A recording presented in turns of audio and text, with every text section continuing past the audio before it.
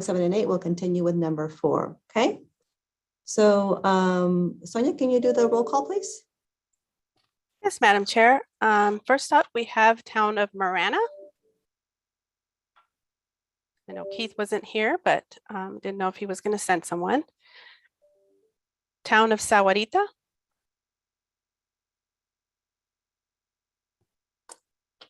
Beth Ronovitz here. Thank you, Beth. Town of Oro Valley. Present. Thanks, Jose. ADOT Tucson District. Rod Lane here. Thanks, Rod. Tohono O'odham Nation.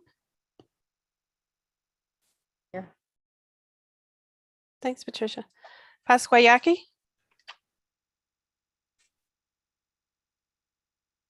City of South Tucson. City of Tucson. Robin Rain here. Thank you, Robin. Pima County. Of course, Anna's here.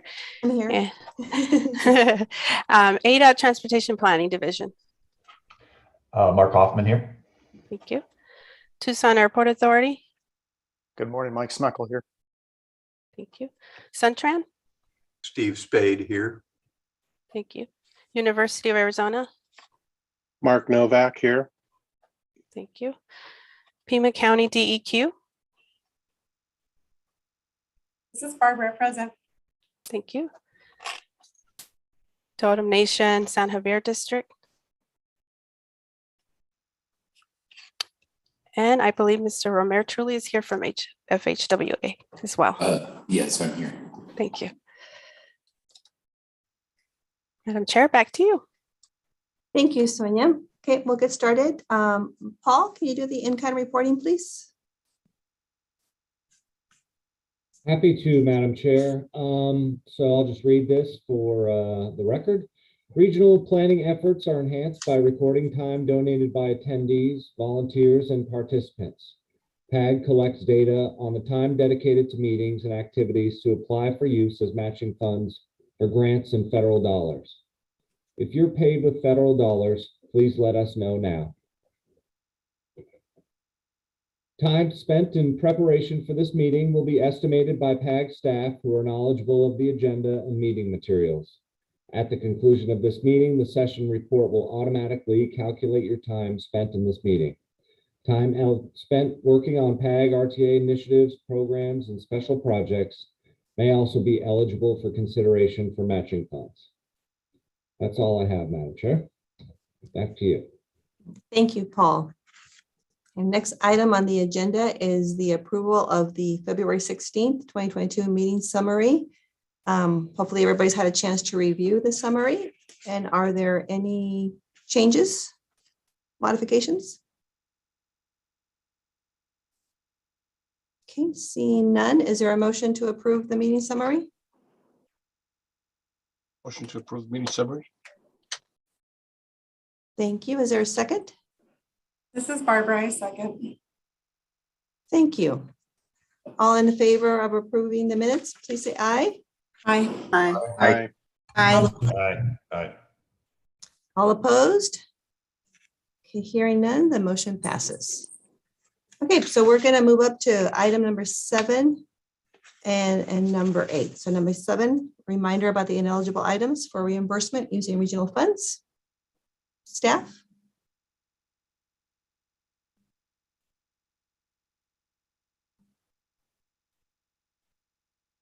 Madam Chair. Yeah, go ahead, please. Okay, Madam Chair, we put this item on the agenda per your request last month, and we wanted to make time available for you to ask any additional questions if necessary. And really, our intent was just to share out this list of items that we occasionally see, and just as a general reminder that we do have some other standards that we need to follow outside of PAG and RTA's agreements within the community. Okay. So at this point, are there questions from the committee? I see Beth has her hand up. Beth? So yeah, I have a question for the items about whether they're included or not. For TABI projects, does this include materials purchased by third parties? Yes, Beth, that's a great question. So when you're submitting your reimbursement request, it's helpful to see the documentation of what was purchased by all third parties, including any kind of third-party contractors or artists. That way we have an idea that you're meeting the standards and the agreements. Specifically, the art agreement that we released in December of 2019. Does that answer your question? I think so. Thank you. Thank you, Beth. Okay, Caroline, one of the questions I had is so these are ineligible items for reimbursement using regional funds. So do these items are all the same for 2.6, 12.6 RTA and federal money? Yeah, so it's essentially, this document's a compilation of different lists that we've received from FHWA and ADOT. It also outlines items that are located associated with the HERF 12.6 regional funds, or the HERF 12R. Okay, thank you. And I remember one of the questions I had was, so on one of the lists, and I'm looking at them, so some of these are things that are out of scope or things that had to be redesigned. So how are those evaluated? What is the criteria? Is there criteria to evaluate them about what is a change that really wasn't a scope, or a change that would not be part during the design or during the construction? So traditionally what we would do is look at the item, identify it, kind of reach out to our member jurisdiction and ask them, what was the change here? Is this something that would be associated with our agreements with you? Is this a change of scope because, of an unseen item or something wasn't planned for? And we just communicate it back and forth. But I think the key on this one is really the transparency of it. And we want to be part of the discussion. I think maybe Mr. DeGrood can answer further questions on that one. Yeah, I would simply add to that, if we do look at a change that it is, were to change material or make material changes to a project as a result of, perhaps a redirection of the community as to what they want to do. The RTA, and this is specific to the RTA language, the RTA language says that we do not pay for redesign.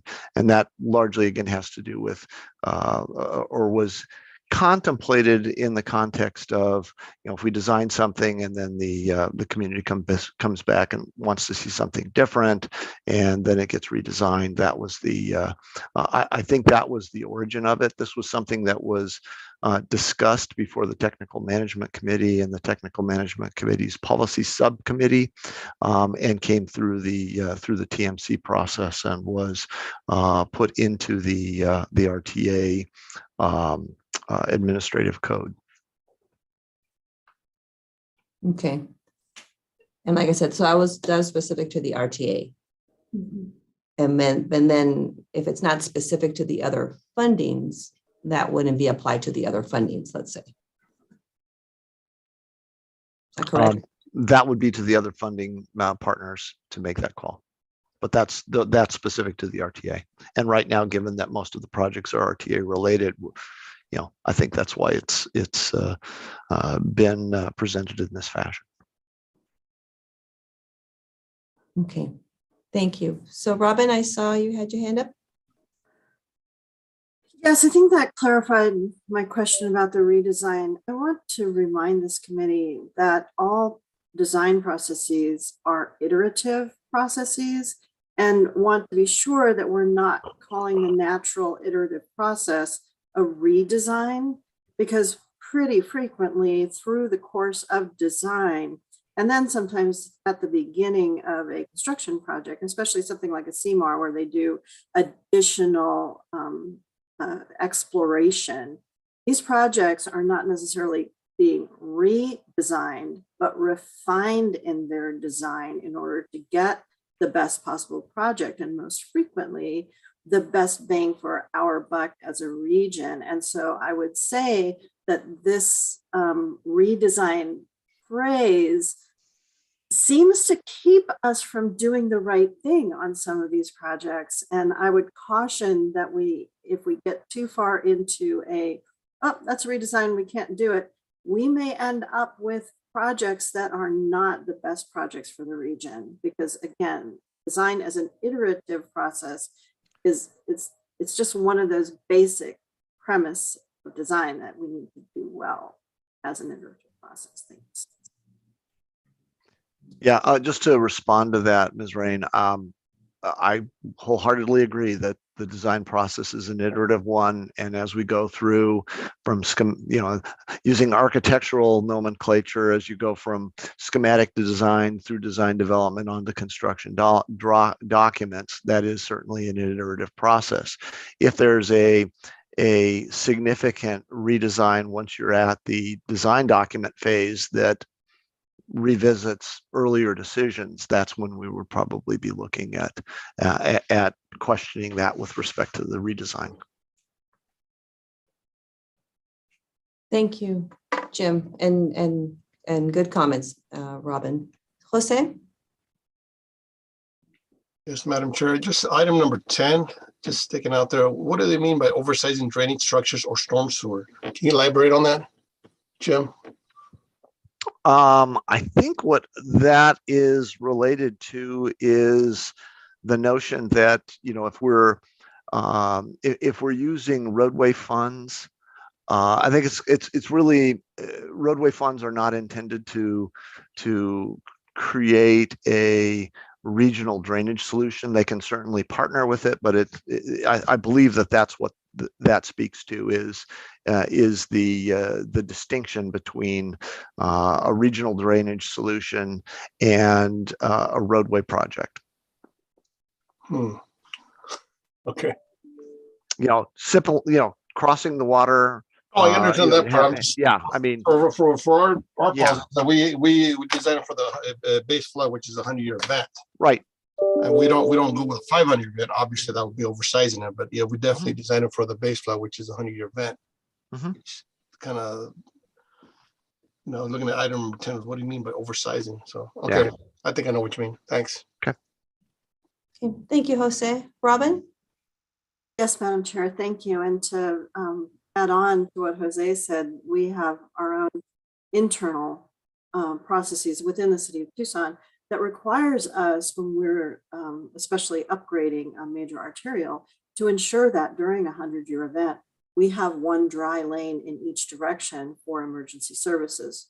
So a 100-year event having one dry lane in each direction, I would not call any of that oversizing. And so I think that we need to be very clear that the roads need to be as clear as possible of water for a 100-year event so that we can handle our emergencies. Now, this is especially true of the arterials, which are the primary RTA project locations. So we need to be, again, very careful that we don't follow a rule that keeps us from doing the right thing for our communities with our roadways.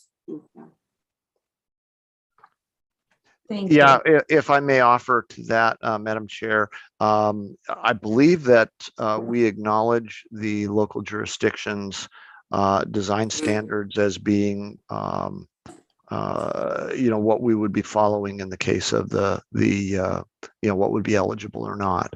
So, if there's a requirement for one lane clear, it would certainly be consistent with what we would be looking to fund. And I'm digging through my administrative code to see if I can find the specific language, and unfortunately I'm not quick enough at my fingers, but that is definitely something that we would consider. Thank you, Jim. And your statement there brings me to my one question.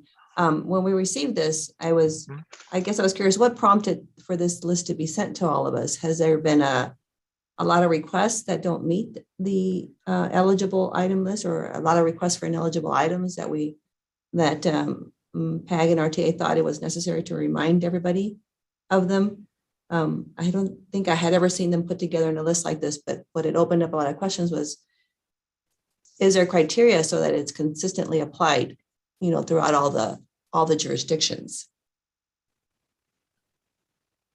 So my first question was, what prompted the sending of this list out?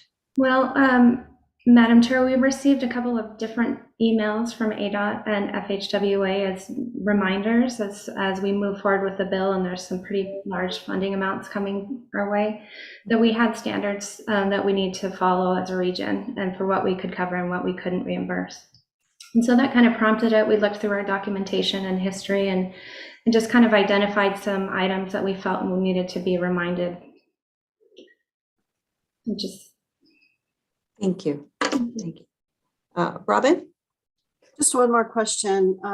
The item that speaks to the private utility connections concerns me just a little bit. Could you describe more fully what you mean by not including individual connections? Because I feel like when we put in, so it says number 11, adjustments of private utilities, is when we put in a sewer line, for example, because a project is ripping it out, a road project, we also need to reconnect those house connections. And I just want to ensure that we're not precluding that item from a project, because it would be problematic in my view if we did not replace people's house connections to their sewers, for example.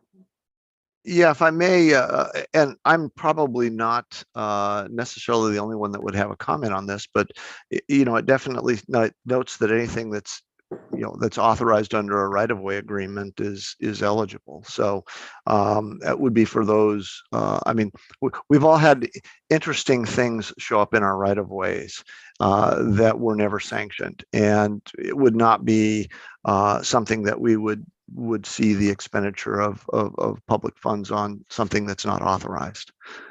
Probably doesn't need to be restated, but it's in there.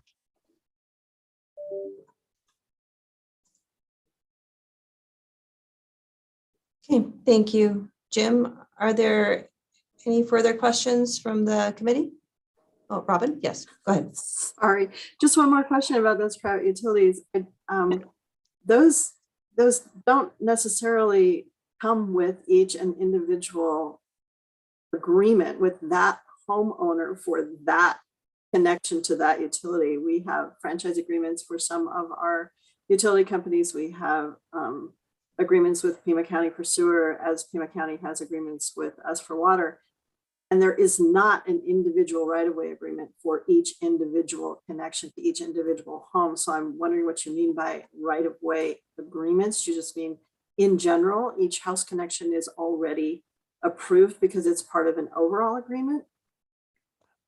I don't know that I'm prepared to answer that completely, but I think we would look at each of these on a case-by-case basis. I mean, clearly, we're not going to try to stick the homeowners with a cost associated with reconnecting a legitimate connection.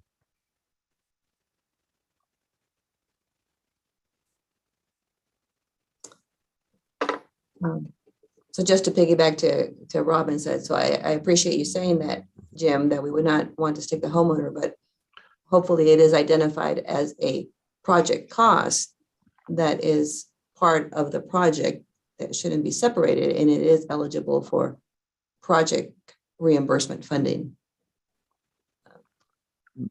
That to the extent I may have been inarticulate on that and not included the jurisdictions, it was not my intention to leave a gap in the and suggest that it would be up to the local government to make good on this without access to other funding sources. Okay, thank you. So my only comment is, so it's, like I said, it's good to see this all in one list. And maybe the actual criteria is in the other policies and procedures that we received to help identify the criteria. Because if they're all being treated on a case-by-case basis, we would just want to be clear that it's being applied consistently and without really seeing the criteria ourselves. It's hard to say that right now, you know, how it would be addressed consistently throughout the entire region. What is reimbursed and what is not reimbursed. So, okay. Thank you for the discussion and for putting on the agenda. Robin, please feel free to. Sorry, Madam Chair, just one more comment. Carolyn Lori mentioned that there were several emails from ADOT and FHWA concerning these reimbursable items. And I would be very interested to see those because I want to be very clear when we're going into these new build projects, understand exactly what we can put in these and what we can't. It's very important for us to have all the information available.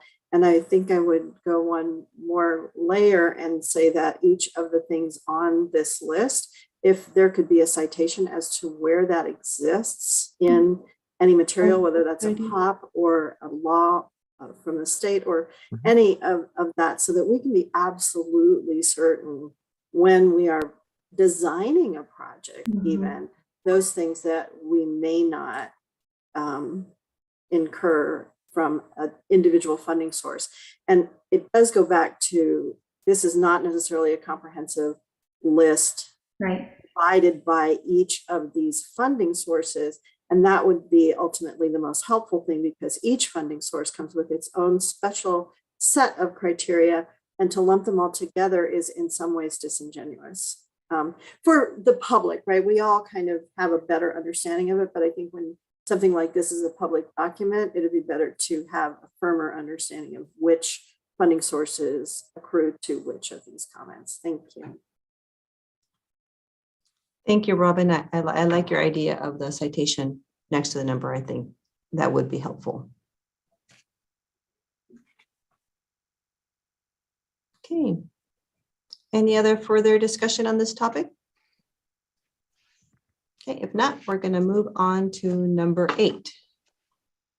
So this was the follow-up to the February 16th Regional Transportation Revenues discussion. Jamie and Jim. Okay. Well, thank you, Madam Chair and members of the committee. Good morning. Thank you for the opportunity to follow up on our conversation from last month on regional transportation revenues. Got some slides I want to walk through real briefly, just to recap our prior discussion. So at the last meeting, we updated the TPC regarding recent RTA revenue projections as well as ADOT's HERF projections. We also provided in that table FY21 actuals and then FY22 actuals to date. And we're seeing that actual revenues are performing better than anticipated. We also noted that all revenue projections will be reviewed and updated during the next TIP development cycle this summer.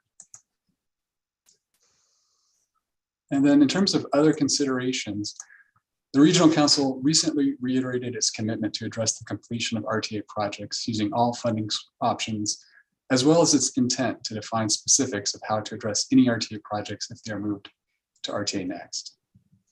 Despite approximately $240 million of RTA funds that will be available, funding needs above that are estimated to be $78 million to $121 million. And the RTA TMC Project Review Task Force is delegated to evaluate proposed scope and cost changes, and make a recommendation. And then finally, upcoming PAG Regional Council and RTA Board discussions, as well as anticipated policy decisions that will follow, will guide how and when regional funds can be programmed during the next TIP cycle. So with that, Jim and I are here to take questions, but also other staff are also available. Thank you very much.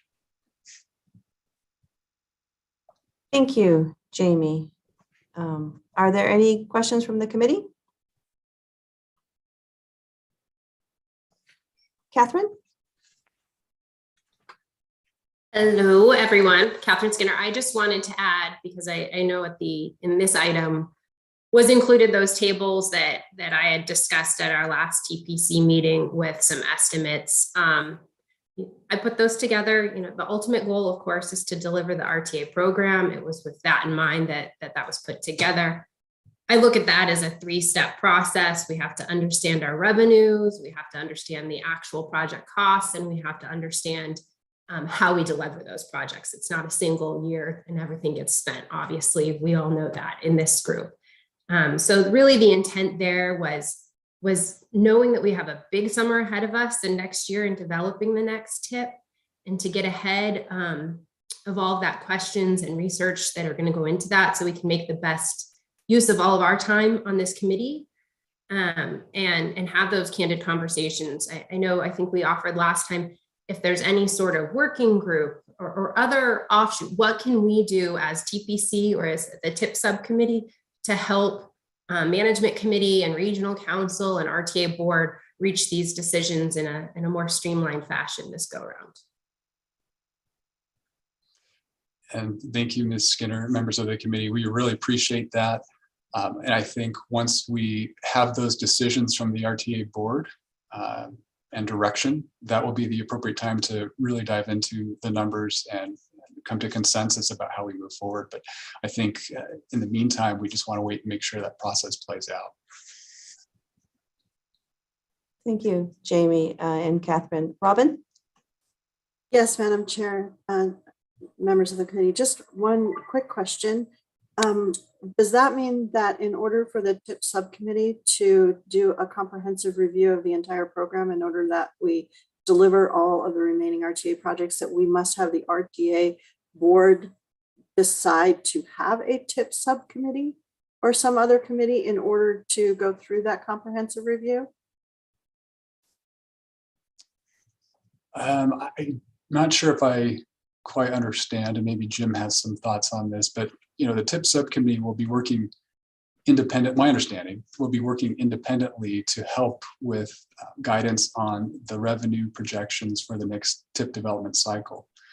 But to really understand also what projects are going to be considered for the current RTA versus RTA next, that'll influence how we move forward. Any changes to the scopes of work and costs will also be a factor in the next TIP development process. So, and also that will inform sort of what our, I guess our gaps are for funding. So, those processes, as I mentioned, are playing out and are going through the appropriate committees for decisions. And then the TIP subcommittee will be meeting this summer, as we usually do, to kick off the TIP development cycle, to review and discuss and provide guidance on the revenue projections for all those funding sources, HERF 2.6, 12.6, STBG, and RTA. Some of those numbers will be, for RTA will come from, the board's decision on the budget. HERF 2.6, that's going to be from ADOT and their cash flow analysis, for example. And then STBG, we should see updated federal ledgers soon that reflect what's in the bipartisan infrastructure law. And with the appropriations bill, I think it should be signed into law any time now, those higher levels of funding that'll be coming to our region. So with that, I'll pause and see if Jim or anybody else has more to add to that. Thanks, Jamie. I really think you hit it pretty much on the head there. I know we have and will continue to do regular updates of the forecast with the Eller Economic Business Research Center. That's what we've been using when we set our budget. Barring unusual circumstances like the recent pandemic, where we took a Kentucky windage reduction on 1 year's worth of revenues, and looking at what the 12.6 revenues might look like, and that was done based upon guidance that with respect to the 12.6. Where we thought ADOT was looking at it all in the early years of the or early months of the pandemic. We have since looked at increases in our projections for the RTA funds. I believe with the TIP cycle, we'll be looking at making adjustments to the 12.6 estimates as well as the STP. So we'll do that through the tip cycle. The board has policy decisions that they need to make with respect to how they're going to allocate funds over and above what is in the ballot, and we have to be respectful of the board's role in this. However, we'll certainly be working with everybody to make recommendations. We know this is dynamic. Our revenues aren't going to come in exactly on what the baseline forecast is going to be. In fact, we're doing pretty well this year. Maybe not as well as was identified in the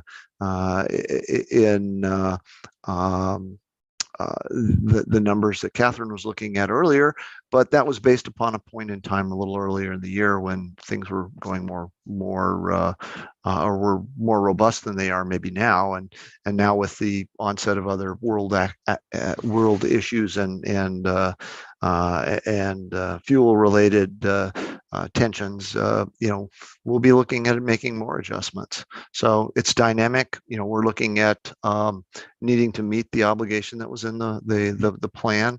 The plan has dollars and it has commitments, and we intend to meet both the commitment to build the projects and the funding amounts. So hopefully that helps. I don't know that it gives clear path forward, other than that at this point in time, we're looking at once we have funds that we know we have in hand, we'll be looking on an annual basis to look at how we augment projects that are in need as those projects come forward, recognizing that the project costs that we're looking at in our current estimates probably will change as well. So we're going to have to manage this on a going forward basis, on short-term increments of time.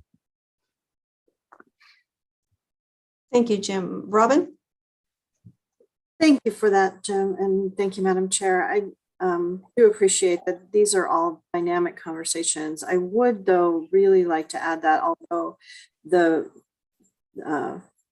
RTA board and the PAG committee are the ultimate deciders, it is our responsibility as both TIP subcommittee members or TPC members to create scenarios that they can use to make those decisions. So I would respectfully say that some of these decisions need to be suggested by these lower boards and lower subcommittees in order for our regional council members to make the best decisions for the region. And so I would say that in some cases, and perhaps most, that we need to have a comprehensive conversation both at TIP subcommittee and at TPC in order to ensure that our regional council and board members fully understand the trade-offs based upon their own jurisdictional needs.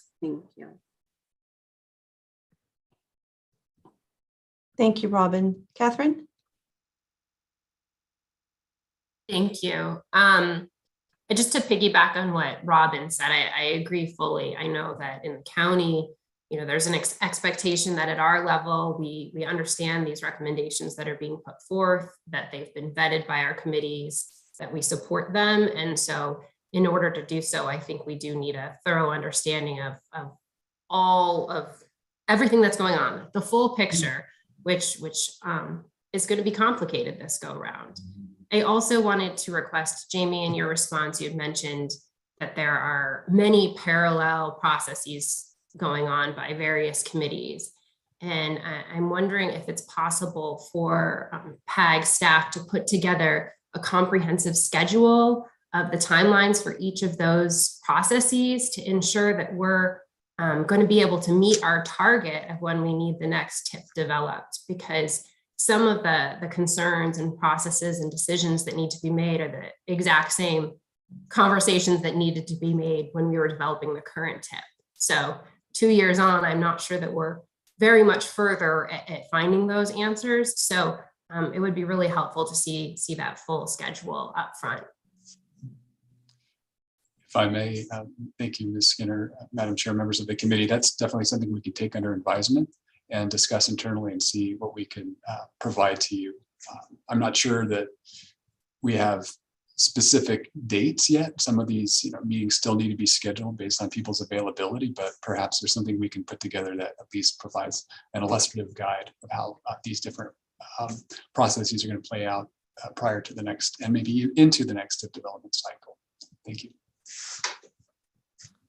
Thank you, Jamie. And I would only add, so we're going to start preparing the TIP this summer, and if possible, one comment was made that we are waiting for board decision on some items, that will help clarify funding and projects on the TIP. So summer's right around the corner, and I know the board meets not all the time. So I think it would be important if some decisions need to be made by the board, that those things get put on their agenda so they can make a decision and move forward, so that we can have a decision from them as we work on the TIP, as opposed to trying to make some decisions still waiting for some direction. That makes it a little more difficult for us to really understand the path that we need to be moving forward on. So I would just ask if we could make sure that the board knows they need to make decisions for us to move forward. So thank you very much for that comment. And then thank you for the estimating the discussion of where the funding comes from. I believe when the TIP subcommittee gets together again this summer, as we look at the projections that we're going to fund for the next 3 years, explaining or showing where those projections came from will be very helpful. As we mentioned at the last meeting, seeing those ADOT projections for 12.6 and 2.6 was something I had not been familiar with. But if that's not what we're using for our 5-year projection, then what are we using instead of that, for our TIP? Finding where those projections come from then, and just showing that would be great for further understanding and explanation for us to have when, our management asks us those questions, where do those numbers come from? We will be very able to provide that information. Thank you for that comment. I'm writing that down, taking notes, so we can provide that to you. Thank you. Thank you. Are there any further questions from the committee on this topic? I'm making sure I don't miss a hand here. So, well, thank you, Jamie and Jim, for that discussion. We will move back on the agenda to item number 4. And that is the TIP amendment, programming additional ADOT surface transportation block grant and ASTP funding. Carolyn? Thank you, Madam Chair, members of the committee. Today we've asked Mark Hoffman to join us. Mr. Hoffman will give an outline of the items and the 3 projects that we will be hopefully moving forward a TIP amendment on today. Mr. Hoffman? Yes, good morning, Madam Chair, committee members. So this amendment request was done due to, in December, the ADOT RAC committee released the FY27, the 5th year number, as they do every year. And this 5th year number was based on the expected revenue from the infrastructure bill. And then at the same time, they also updated the interim years from 22 to 26, those expected increases in that RAC funding, basically the ADOT STP that is programmed for ADOT system projects in the PEG region. So since it is an off year for TIP development, we needed to fully program 23 and 24, those ADOT STP expected projections in the PEG TIP. So the additional, just as an overview for the 5 years of what the expected funding is to the PEG region for these ADOT STP dollars. So the increase over the 5 years, so 22 to 26, was about $249 million was the increase from what was previously expected. And then if you add in the 27 number that they just released, which was 154 million, just over that, it's basically an increase of 403 million to the PAG region for those ADOT STP dollars, the RAC funding. So so that's what's like. There's some large increases over the next 5 years in the expected funding. So the focus is to get in this requested tip amendment is to get 23 and 24 that RAC funding fully programmed.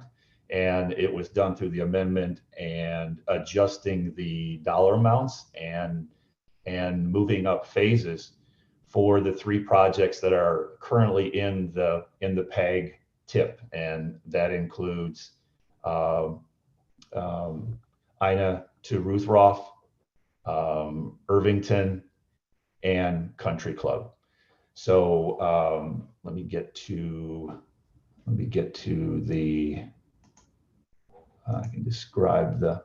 So on the Ina to Ruthroff,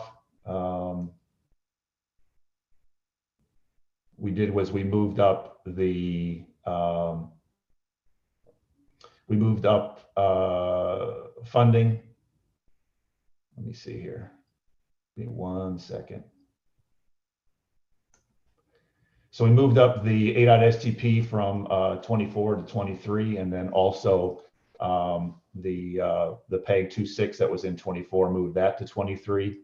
On Irvington, we moved up the construction dollars from 25 to fiscal year 24. And then the Country Club design was moved into 23. And there was some right-of-way programmed in 24 on Country Club. So that fully programmed the ADOT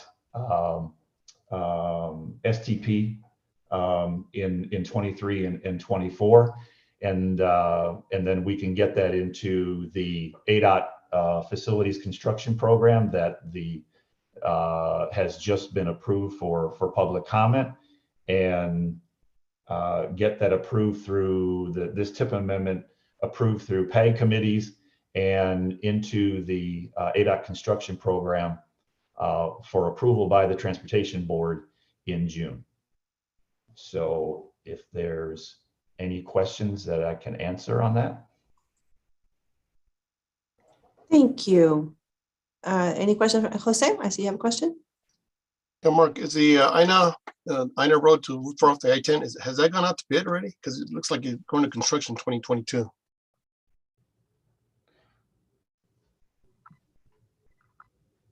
Rod, can you, are you on? Yes, I am. I can answer that. No, that project has not gone out to bid. We expect to have that project obligated before the close of fiscal year 22 and have it out to bid this summer. That's the expectation.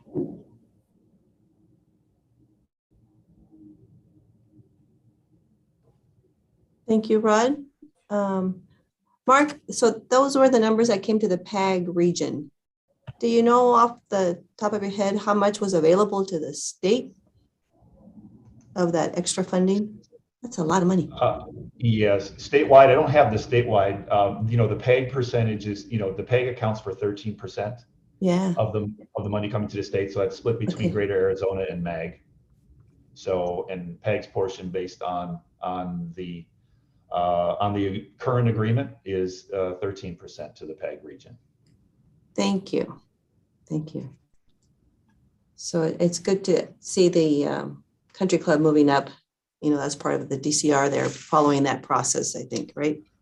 Right. And then the additional funding that remains unprogrammed, that will be addressed during the TIP development cycle.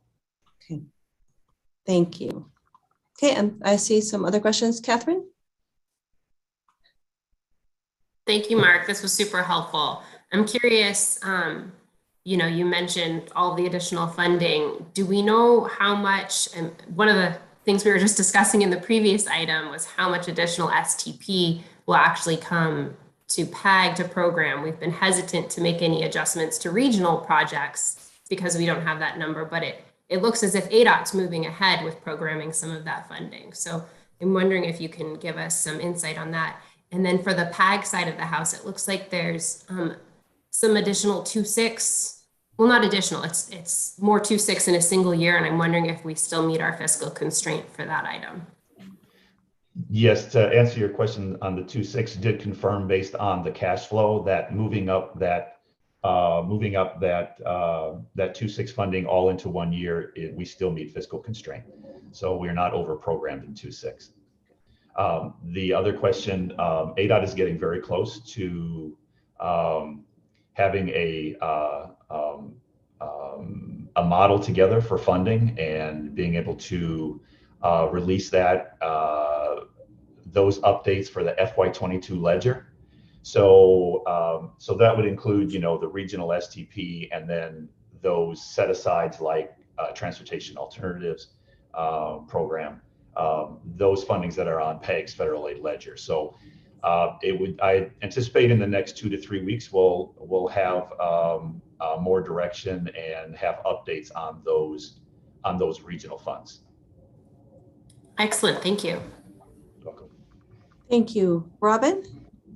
Thank you, Madam Chair, and thank you, Mark. That was really helpful. I just wanted to verify there will be during the TIP cycle some additional programming, because I know that the city is particularly interested in moving the Keno intersection or interchange with I-10 forward, at least to design. And I'm thinking that that will be part of the TIP conversation.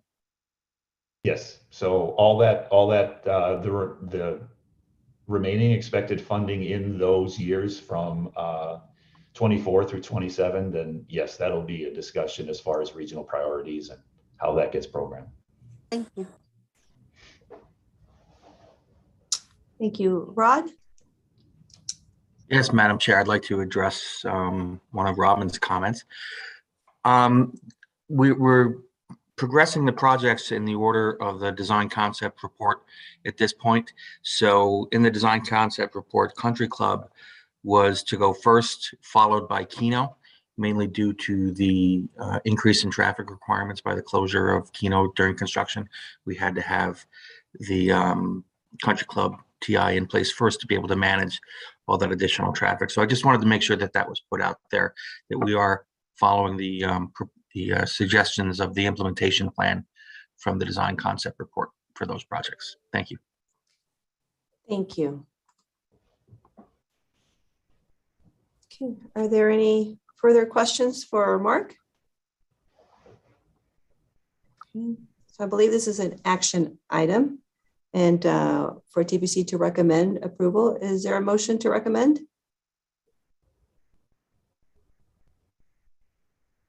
Motion to recommend. Thank you, Jose. Is there a second? Second. Second, thank you. I think that was Beth. So all in favor, please say aye. Aye. Aye. Aye. Aye.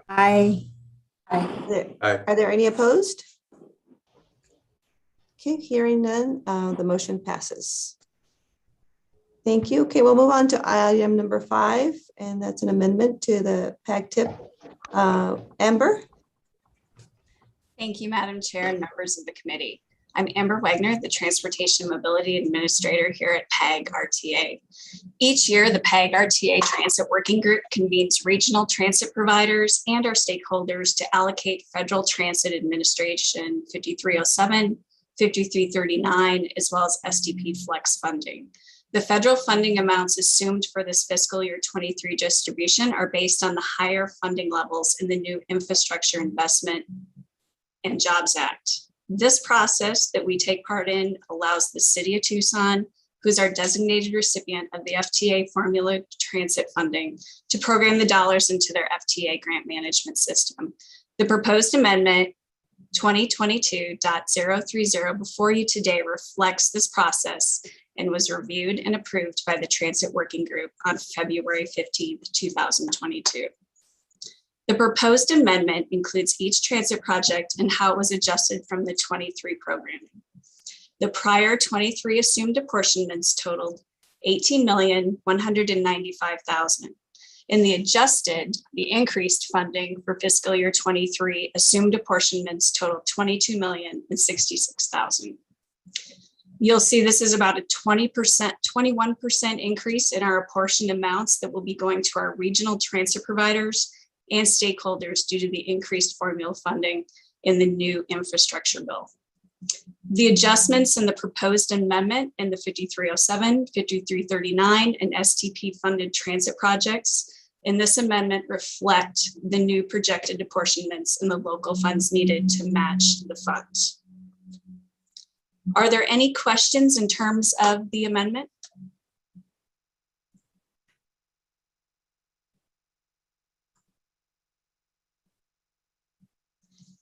If there are none, I would like to request a motion to approve the proposed TIP amendment adjusting our fiscal year 23 transit funding. I'll make a motion to approve. I'll second that. Okay. So all in favor, please say aye. Aye. Aye. Aye. Aye. Thank you. Any opposed? Hearing none, the motion passes. Thank you, Amber. Thank you. Okay, we'll move on to item number 6, legislative update on the proposed transportation-related legislation. David? Yes, thank you, Madam Chair. It's good to be with you all. Madam Chair, members of the committee, I'm David Zinda, policy analyst here at Pima Association of Governments. And I'll just update you on a couple of the bills that I've discussed in our last meeting. I believe an email was circulated that had a list of bills with the hyperlinks, which would have the most up-to-date information. I don't think anything I'm covering today adds to that list. So I'll just briefly touch on some of the updates on some of the bills we are following here. So as of this morning, it is day 65, of course, of the Arizona State Legislature. So we're about, in theory, over 2/3 of the way through, although that can be extended well beyond its 100-day expired limitation. As of this morning, I checked and see that there were 1,760 bills that have been introduced. We should not expect really to see any more bills coming, as the deadline has already passed for both the House, which was on February 7th, and the Senate, which was on January 31st. From time to time, we might see what we call strikers, but those have been few and far between, especially as it relates to transportation. I don't think there really have been any. The final day that each chamber can consider bills from the other chamber will be on March 25th. The last day for conference committees to hear bills where they get their first hearings often is April 15th. And April 23rd is going to mark the Saturday of the week of the 100th day of the session. And this is the date that is required by rule for adjournment, unless leaders happen to extend the deadline. House and Senate leadership can extend the deadline by no more than 7 days, and thereafter, any extension requires a majority vote in each house. Appropriation bills do not necessarily follow these deadlines, however, and as I've said before, many, if not all of the transportation bills we are really interested in fall under this category of appropriations. If these kind of bills are successful, they will ultimately become included in the budget. They do not always follow the path of, say, normal legislation. However, their passage through various committees, as a reminder, is an indication that they are likely to be included in the state budget. Last session, I believe a lot of our budget bills were introduced beginning in late May and not signed in by the governor until late June. So it still might be a little while, still might extend beyond the 100 days, but we'll follow it for you and report when we see some funding, hopefully, for transportation initiatives. With that in mind, I hear a couple bills we're following. So House Bill 2263 would have set up the Transportation Funding Task Force. That was assigned to Transportation Committee in the House, but it never received a hearing. Also, it's minority sponsored, so I don't think this one might have a chance this session, unfortunately. House Bill 2396 is a transportation appropriations bill that was deeply influenced by the Rural Transportation Advisory Committee here in Arizona and provided about $50 million in various projects in rural areas of the state, closest to us being Nogales. It did pass out of the House Transportation Committee. I think this was in January or early February, but it has not made it any further, so it's not looking like this one is going to maybe come into effect, but you never know. It's an appropriations bill once again. House Bill 2598 and its companion, Senate Bill 1356, is Maricopa's version of the RTA. Unlike our RTA enabling legislation, Maricopa County has to go through the legislature each time they want to renew it. The House version did pass out of the House Transportation Committee, but is stalled in the House currently. Some members, it's looking like, may use this as leverage to get their own priorities included in other legislation or in later budget items. The Senate version of the bill is progressing and scheduled for the Committee of the Whole today. Looks like it'll be likely to pass, but it's still going to encounter some trouble when that gets sent to the House. House Bill 2728 is probably one of the more important ones we are tracking for our region. This would provide appropriations and funding for Tier 2 studies, among other things, for the Sonoran Corridor, 14 million to be exact. It would also provide 25 million for I-11 in Maricopa, and also 19 million for the North-South Corridor in Pinal County. Perhaps fortuitously, this bill passed the House 56-3 in late February, which seems to be a fairly strong affirmation of the support of this bill. It did pass out of the Senate Appropriations Committee recently, and this could be the final stop for this bill until the budget talks begin. It may be potentially included there, and passage in both chambers' appropriation committees is a good sign. Senate Bill 1148 affects the vehicle license tax. It would change VLT to be calculated based on the actual sales price of the car and not the manufacturer's suggested retail price. It is forecasted by legislative analysis done at the state capitol that it will reduce VLT revenues to the state by about 70 million annually. Essentially, it rewards you for being able to bargain for a cheaper price on your car and then pay the sales tax on that price instead. So this bill did pass out of the Senate this week, 16-13, and is now headed for the House, but there have been no scheduled hearings yet, but we still have until March 25th to get that. Senate Bill 1192 is going to provide some appropriations for I-10 vehicle lanes. These are mostly going to be in Western Phoenix. Having that said, this $60 million appropriation did pass the Senate 27-0 recently and was assigned to and passed out of the House Transportation Committee last week. Scheduled for the House Appropriations Committee today. Perhaps of slightly more interest to us is Senate Bill 1239, which is going to be a $400 million appropriation from the general fund to ADOT in fiscal year 22-23 to widen Interstate 10 between Chandler and Casa Grande. This bill passed the Senate 27-1, and it was assigned to and passed out of the House Transportation Committee and will also be heard in the House Appropriations Committee today. House Bill 2701 affects the transaction privilege tax, in particular for prime contracting. It's going to reduce the tax base for prime contracting classification of transaction privilege tax to 60%.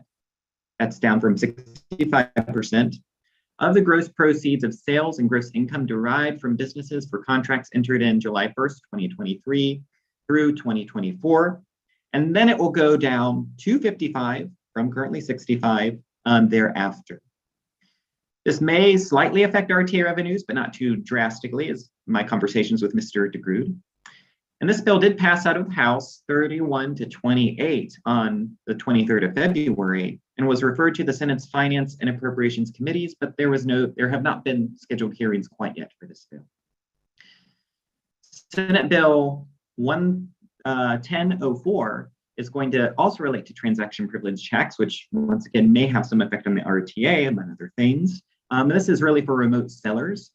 The big highlight of this bill is it extends reciprocity, tax reciprocity. If another state tax agency extends comity for remote sellers over the internet e-commerce thing, administration of a central clearinghouse is established, and remote sellers were communicating through state tax agencies and remitting tax from state to state. So I'm not an accountant, so there's some big words there, but the relevant point that I wish to highlight is it's going to apply the transaction privilege tax to taxable sales instead of gross sales. And oftentimes taxable sales are less than gross sales. That might have a fiscal impact on the general fund and would likely lower TPT revenue across the state. However, I haven't been able to find a good estimate as to what that ballpark amount could be, but we'll keep an eye out nonetheless. This bill has been approved by the Senate Committee of the Whole, but there really has been no further action yet. Lastly, I'll just touch on a couple of transportation safety and technology bills. There are several of them that would set up pilot programs for a lot of the exciting new EV technology and infrastructure. House Bill 2586. This actually is not a pilot program, but it's going to mandate that electric charging providers that offer the use of specialized equipment for the purpose of charging batteries for electric vehicles are not public service corporations and thereby not subject to regulation by the Corporation Commission. This looks like it rather enthusiastically passed the House 59-0 in late February and was assigned to and passed out of the Senate Transportation and Technology Committee yesterday. House Bill 2014 would essentially ban a person from knowingly and intentionally installing or using a defeat device to interfere or disable a safety feature of a vehicle equipped with various levels of automated driving. Think of the kind of technology that keeps you in the lane to ensure that a human driver is always alert and they don't turn their kind of autonomous vehicle into a fully autonomous vehicle. And this unanimously passed the House on mid-February and was assigned to the Senate. No further actions have been taken yet. Senate bills 1150, 1151, and 1152 all relate to EV pilot programs, charging station programs, and it essentially is going to set up some programs with the Department of Administration to do a little bit of studies to see how the state can implement some more of these technologies. The latter, Senate Bill 1152, just sets up a zero emissions vehicles plan for ADOT. And all of these bills appear to have passed out of the Senate and have landed at least somewhere in the House, waiting to be heard in committee or no action taken quite yet. I'll be happy to follow up with those once we hear more. Senate Bill 1154 would set up a Transportation Electrification Study Committee to collaborate with local governments, electric utilities, environmental groups, and the transportation industry to identify the best ways to encourage an economy-wide transition from carbon fuel vehicles to electric vehicles. This bill did pass out of the Senate late February and is now ready for the House. That kind of concludes my news, at least at the state level. At the federal level, as you're probably aware, House Resolution 2471, the Consolidated Appropriations Act, passed both the House and the Senate last week and was signed into law by the President yesterday. This provides funding for the entire federal government at increased levels from the previous fiscal year, around 1.5 trillion, or about 6% higher than the last fiscal year. I would also note that this bill marks the return of earmarks for the first time in about 10 years. Although the PAG region does receive some earmarks, largely for housing and urban development related programs, none appear to be related to transportation projects. In the future, our congressional delegations should provide support, if you so desire, where you can make appropriations requests, and I encourage you to visit their websites for information on that. Among the many programs receiving funding in this new appropriations bill includes the entire slate of Infrastructure Investment and Jobs Act, or bipartisan infrastructure law programs and grants. So we should be able to see the full funding increase as promised in the bill at almost, according to my calculations, a near 100% obligation limitation, just under that, not quite maxing out though. I wish I could say more. I'm grateful for some of our ADOT representatives for giving us an update there. It sounds like about 2 or 3 weeks that we can expect to receive some news. There's also an Arizona State Transportation Board meeting scheduled for Friday, and ADOT CFO will provide an update on certainly those financial elements. And I would expect to hear something relating to this Appropriations Act as well. So we hope to be able to cover that news with you very soon. And I'm happy to take any questions should you have them.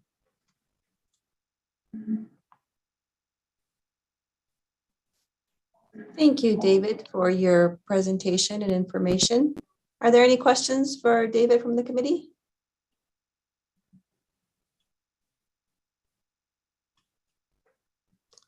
I'm not seeing any, David, and I don't have any myself, so thank you. Thank you, Madam Chair. Okay, so next on the agenda, we have future agenda items. Are there any future agenda items we want to discuss for next month? Robin? I would like to continue to have an item on every TPC in the future that discusses our plan for delivering all the RTA projects. That way it is a standing item, and then we can discuss whatever is most recent. Thank you. Thank you. Catherine? Thank you, Anna. I would suggest also having a standing item to go over the HERF revenues and RTA projections. We didn't have that on this month, and we know we're entering volatile times again. Thank you.